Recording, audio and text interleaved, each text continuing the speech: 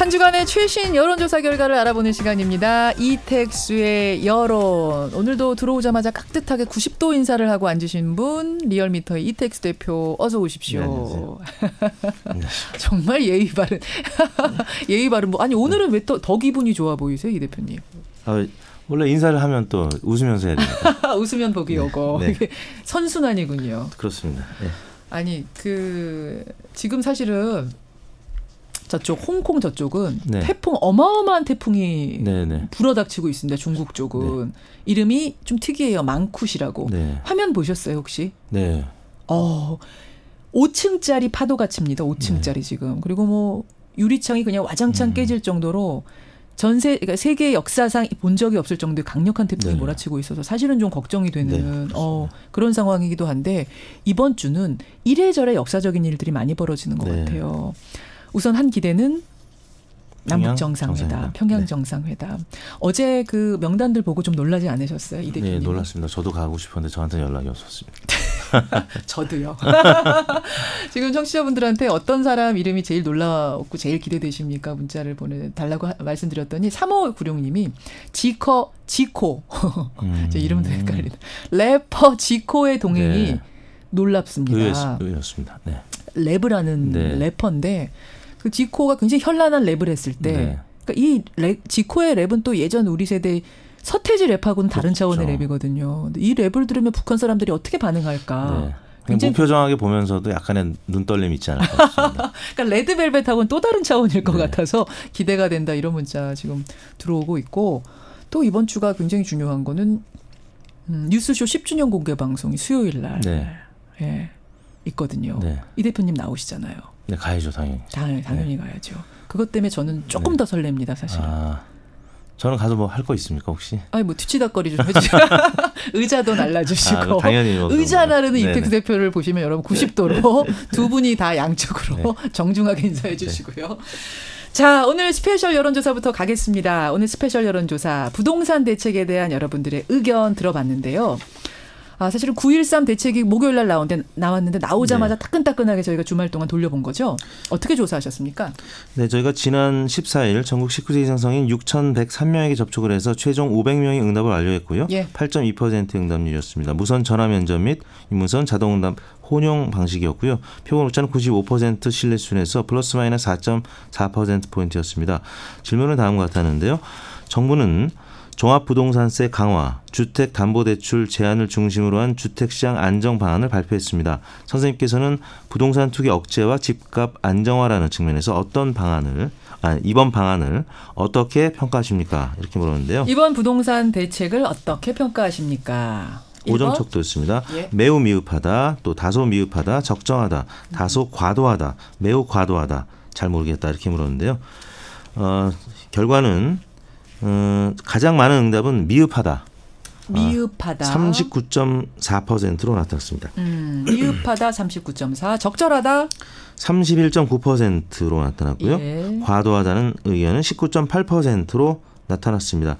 그래서 적절과 미흡하다, 그러니까 최소한 이 정도는 돼야 하지만 조금 더 그 대책이 강화됐어야 했다라는 의견과 적절하다는 의견 합치면 71.3%로 나타나서 이번 대책에 대해서는 일단 긍정평가를 하는 것으로 봐야 될 것 같고요. 과도하다는 의견, 이 부분이 좀 부정적인 평가일 텐데요. 19.8%, 10명 중에 한 2명꼴로 과도하다는 의견이 나타났습니다. 근데 미흡했다, 더 강해야 된다는 쪽도 부정적인 거 아니에요? 39.4%도? 부정적이긴 하지만 일단 정부의 대책에 대해서 더 이제 강화해야 된다는 방향에 거잖아요. 대해서는 찬성하는 거니까. 네, 방향은 찬성하지만 조금 더 해라라는 얘기이기 때문에 일단은 지금 야당에서 그 주장하고 있는 세금 폭탄 뭐 이런 부분에 대해서는 일단 이런 그 미흡하다는 평가는 부정하는 것이기 때문에 정부에 힘을 실어주는 응답이라고 할 수 있겠습니다.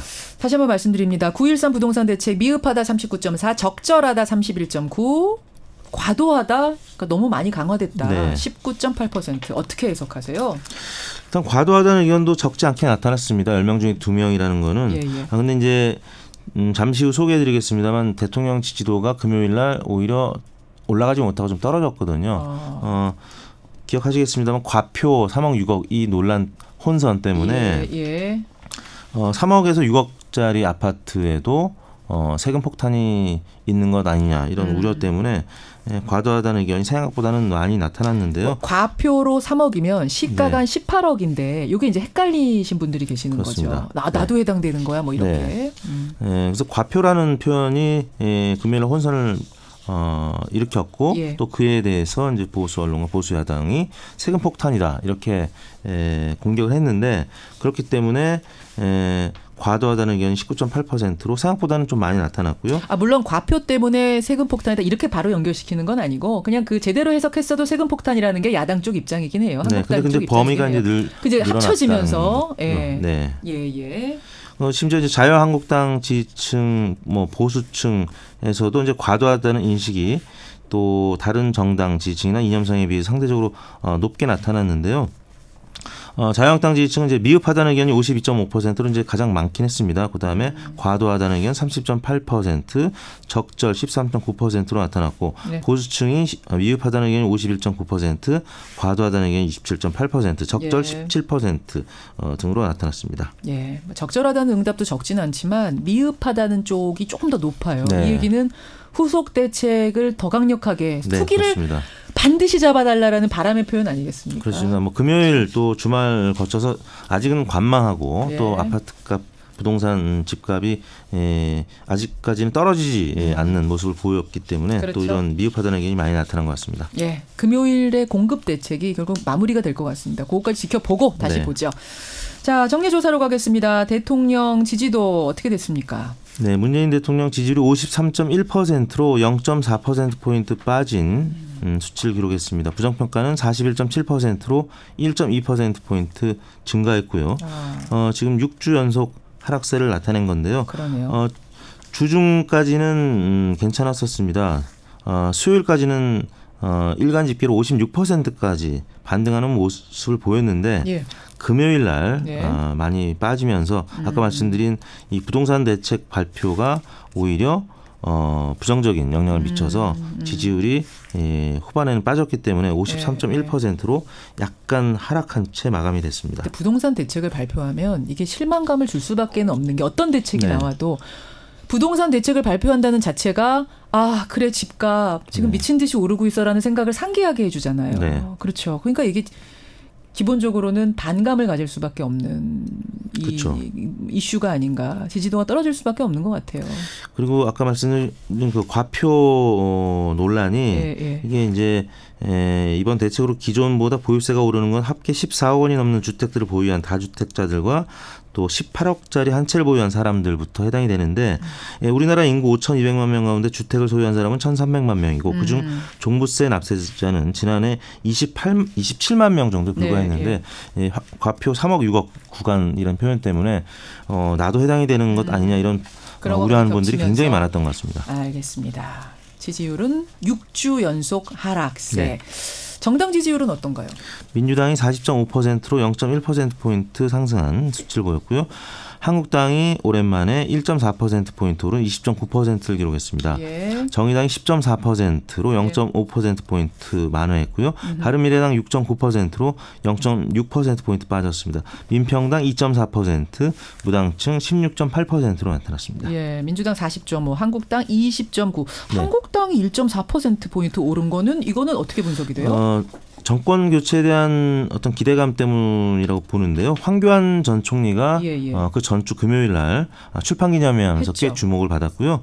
또 그 부정적인 뉴스가 더 많았을지는 모르겠습니다만 홍준표, 김무성 전 대표들의 또 전당대회 도전 가능성 등에 영향을 받은 것 같습니다. 그렇군요. 근데 이제 홍준표 대표까지 컴백했잖아요. 이름만 컴백한 게 아니라 몸이 컴백했거든요. 그렇습니다. 어떤 영향을 줄 거라고 보세요? 일단 한국당이 당분간은 조용하기보다는 뉴스메이커가 왔기 때문에 좀 시끄러울 가능성이 있습니다. 그래서 뭐 오를지 떨어질지는 쉽게 이제 그 예상하기는 어려운데요. 일단 그 김병준 위원장이 이제 당무 감사를 하겠다라고 해서 당분간은 좀 시끄러운 뉴스가 더 많을 가능성이 있기 때문에 조금 오르기보다는 횡보할 가능성이 더 많지 않겠는가. 알겠습니다. 청취자 여러분, 이택수 대표도 안 불러서 못 가시는군요. 저도 그렇습니다. 이런 문자가 네. 여기저기서 저도라는 문자가 들어오고 주신다면. 이 대표 고생하셨고요. 수요일 날 뵐게요. 네. 고맙습니다. 네, 감사합니다.